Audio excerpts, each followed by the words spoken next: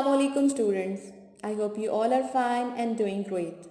Welcome to computer class and today's topic is create a table by using a tool MS Excel. Now what table is? Table is a set of rows and the columns which group your data together in MS Excel. There is a tool which you use to align your data in rows and the column, and that is MS Excel. Now what MS Excel is? MS Excel is a program that used to organize, format and calculate data. Hi, in this video we'll see how to create a table and work on different options of a table. Let's see one by one. On this screen, if you see, I have some database, that is date, region, sales rep, COGs and sales. Now if I want to create a table for this data, I have a shortcut and a long cut method also. The very shortcut method is I have to keep my cursor in the data and I have to press just from my keyboard Ctrl T, T for table. Another alternative is Ctrl L, either Ctrl L or Ctrl T. So once I press Ctrl T, I'll get a dialog box. It will automatically select the data. If you see on the screen, the dancing ants are selected automatically, the range is selected, and you see the very first option, it says as my table has headers. That means your table is having a headers.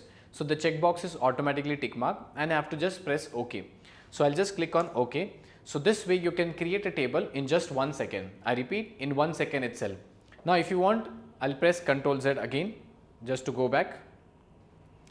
This was the shortcut method. How about the long cut method? It's the same. I'll just keep my cursor in the data and I'll go to the insert tab, and if you see the third option, it is table. So once I click on this table, you see again the same, it will ask you a dialog box with the headers option and I have to click on OK. Now if you see, the color is automatically given, alternate rows have been colored. If you see west, west, west, these are colored and you get this kind of option. Now what is the beauty of this table is, when you create a table, automatically you get sorting, you get filtering, you get sort by color option automatically. So if I click on this drop down, if you see, it's the same what I've got in the filter option. So all the options are repeated. Now what is the difference in this? When you get a table, you can just keep on coloring the different options here. Let's see those. Now when I keep my cursor in the table, you see there's a design tab which I'll get automatically. Now if I keep my cursor outside, the design tab goes away. So I'll just keep on this cursor in the table and I'll go to design tab.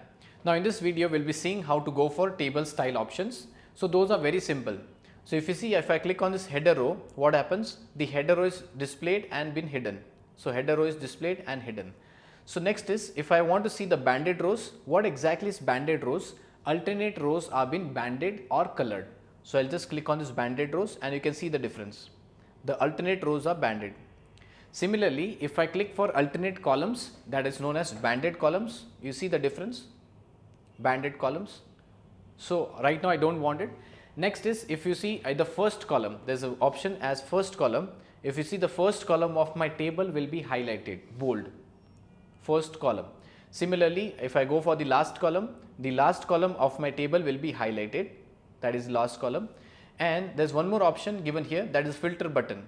The filter button is used to get the sorting, filtering and different options available. So if I do not want it, I can just remove the filter button from here. Okay, and the last and the much more interesting in this button checkboxes, that is the total row.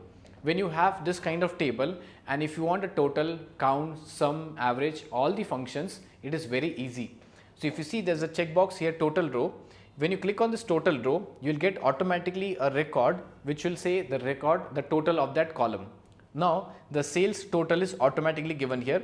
Now if you just cross verify, if I select this cells and cross verify, I'll get the same number, that is 61809. On the right hand side, if you see, 61809. So the total is correct. I hope you have enjoyed your lesson. See you in the next class.